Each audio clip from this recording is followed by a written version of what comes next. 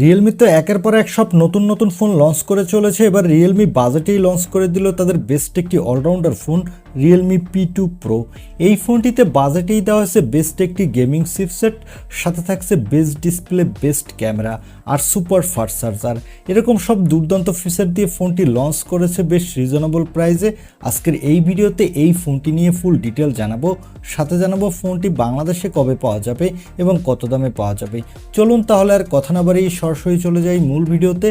তবে মূল ভিডিওতে যাবার আগে আপনাকে বলবো ভিডিওতে একটি লাইক দিয়ে চ্যানেলটি সাবস্ক্রাইব করে আমাদের সাথে থাকুন। প্রথমে এই ফোনটির বক্স কন্টেন্ট নিয়ে কথা বলবো। এই ফোনটির বক্সটি দেখতে পাচ্ছেন যথারীতি রিয়েলমির ইয়েলো কালারের বক্স। বক্সটি খুললে আপনি দেখতে পাবেন ছোট্ট একটি বক্স। সেই বক্সের ভিতরে পাবেন ইউজার গাইড, ব্যাক কভার, সিম ইজেক্টর পিন, তারপরে পাবেন কাঙ্ক্ষিত ফোনটি, পাবেন চার্জার আর USB Type-C কেবল। এই হলো ফোনের বক্স কন্টেন্ট। এবারে কথা বলবো এই ফোনটির লুক ও ডিজাইন নিয়ে। এই ফোনটির ব্যাক প্যানেলটি পলিকার্বনেট, তবে এই ফোনটির ব্যাক প্যানেলের দুই সাইড থেকে কিছুটা কার্ভ, যার ফলে হাতে নিলে ভালো হ্যান্ডস অন ফিল পাবেন। এবং এই ফোনটির ব্যাক প্যানেলে থাকছে স্কোয়ার শেপের একটা ক্যামেরা মডিউল, এখানে থাকছে ডুয়াল ক্যামেরা সেটআপ, আর এর বডি ফ্রেমটি প্লাস্টিকের। এবং ফোনটির নিচের দিকে পাবেন সিম card tray, microphone, USB Type-C port এবং স্পিকার। ডান সাইডে পাচ্ছেন পাওয়ার বাটন এবং ভলিউম লকার। উপরের দিকে পাবেন স্পিকার এবং সেকেন্ডারি নয়েজ ক্যান্সেলেশন মাইক, আর ফ্রন্টে পাবেন একটি মিডল কনসোল কার্ভ ডিসপ্লে। ফোনটির থিকনেস হলো 8.21 মিলিমিটার, ওয়েট হলো 181 গ্রাম, আর এখানে দেওয়া হয়েছে IP65 এর রেটিং, যার ফলে এই ফোনটি হালকা পাতলা পানি বা ধুলোবালু লাগলে কোনো সমস্যা হবে না। ওভারঅল ফোনটির লুক ও ডিজাইন আমার কাছে ভালোই লেগেছে। এবারে কথা বলবো এই ফোনটির ডিসপ্লে কোয়ালিটি নিয়ে। ফোনটির ডিসপ্লেটির সাইজ হলো 6.7 ইঞ্চি মাপের একটি ফুল HD plus curve OLED display, সাথে থাকছে 120 Hz রিফ্রেশ রেট এবং এই ডিসপ্লেটির PPI ডেনসিটি হলো 394 এবং ডিসপ্লেটির স্ক্রিন টু বডি রেশিও হলো 93%। আর এখানে সর্বোচ্চ পিক ব্রাইটনেস দেওয়া হয়েছে 2000 নিটস, যার ফলে ডিরেক্ট সানলাইটে এই ডিসপ্লেতে আপনি তেমন একটা ব্রাইটনেসের ঘাটতি পাবেন না। আর এখানে 120 Hz রিফ্রেশ রেট থাকার ফলে যারা গেমার আছেন তারা গেমিংয়ের সময় বাটার স্মুথ পারফরমেন্স পাবেন। আর এখানে প্রোটেকশন দেওয়া হয়েছে কোর্নিং গরিলা গ্লাস 7i এর প্রোটেকশন। ওভারঅল ফোনটির ডিসপ্লে কোয়ালিটি এই বাজেট হিসেবে এক কথায় দুর্দান্ত। এবারে আসি এই ফোনটির ক্যামেরাতে।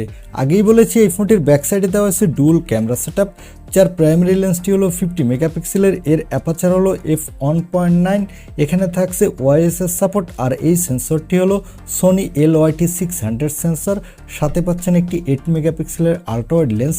এই ফোনটির ব্যাক ক্যামেরা দিয়ে আপনি 4K 30 FPS ভিডিও রেকর্ড করতে পারবেন এবং এই বাজেট বিবেচনায় কিন্তু আপনি ভালো কোয়ালিটির ফটোগ্রাফি তুলতে পারবেন।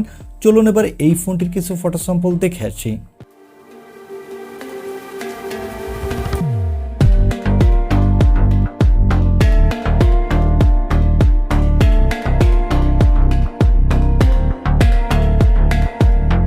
এই ফোনটির ফটো স্যাম্পল থেকে আমার কাছে এই ফোনটির ক্যামেরা কোয়ালিটিকে বাজেট বিবেচনায় ঠিকঠাকই মনে হয়েছে। আর এখানে সেলফির জন্য পাবেন 32 মেগাপিক্সেলের সেলফি ক্যামেরা। এই ক্যামেরাটা দিয়ে আপনি 4K 30 FPS ভিডিও রেকর্ড করতে পারবেন, আর এখানেও আপনি দুর্দান্ত কোয়ালিটির সেলফি তুলতে পারবেন। এবারে আসি এই ফোনটির অন্যতম হাইলাইটেড অপশন অর্থাৎ এর পারফরমেন্সে।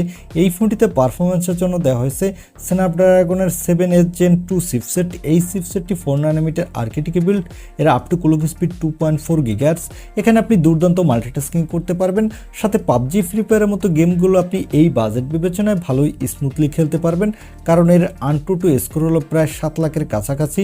আর এখানে আউট অফ দ্য বক্স থাকছে Android 14, এর ব্যাকএন্ডে থাকছে Realme UI 5.0।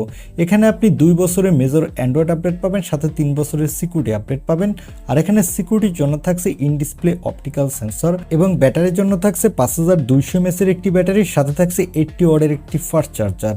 আর এই ফোনটিতে দেওয়া হচ্ছে LPDDR4X RAM, সাথে থাকছে UFS 3.1 স্টোরেজ, যার ফলে ফোনটির রোম স্পিড কিন্তু খুবই ফাস্ট হতে যাচ্ছে এবং ফোনটি মার্কেটে আপনি 2টি কালার ভেরিয়েন্টে পাবেন। এছাড়া এখানে থাকছে Wi-Fi 6, ব্লুটুথ 5.2, তবে এখানে NFC এর সাপোর্ট নাই, তবে এখানে আপনি 24 GB পর্যন্ত ভার্চুয়াল RAM ইউজ করতে পারবেন। এবারে আসি এই ফোনটির প্রাইজে। এই ফোনটি অলরেডি গত কয়েকদিন আগেই ইন্ডিয়ান মার্কেটে লঞ্চ হয়ে গেছে এবং ফোনটি 3টি RAM ROM ভেরিয়েন্টে লঞ্চ হয়েছে। আর ফোনটির 828 GB ভেরিয়েন্টটির দাম রাখা হচ্ছে ইন্ডিয়ান মার্কেটে 18,999 রুপি এবং এর 12,256 GB ভেরিয়েন্টটির দাম রাখা হয়েছে 21,999 রুপি, আর এর 12,512 GB ভেরিয়েন্টটির দাম রাখা হয়েছে 24,999 রুপি। ফোনটির বেস ভেরিয়েন্ট ভ্যারিয়েন্টটির দাম হবে বাংলাদেশের মার্কেটে 28 থেকে 30 হাজার টাকার মধ্যে প্রথম দিকে, তবে আস্তে আস্তে এই ফোনটি 25-26 হাজার টাকার মধ্যেই পেয়ে যাবেন এবং আপার ভেরিয়েন্টগুলোর দাম হবে 30 হাজার টাকার উপরে। আমার কাছে এই ফোনটি বাজেট বিবেচনায় বেশ ভালো লেগেছে, একটা পারফেক্ট অলরাউন্ডার ফোন মনে হয়েছে। এখন এই ফোনটি যদি বাংলাদেশে 25 হাজার টাকার মধ্যে পাওয়া যায় তাহলে আমি বলবো একটা বেস্ট ডিল। আর এই ফোনটি বাংলাদেশে অফিসিয়াল লঞ্চ হবে না, আপনাকে কিনতে হলে আনঅফিসিয়ালি কিনতে হবে।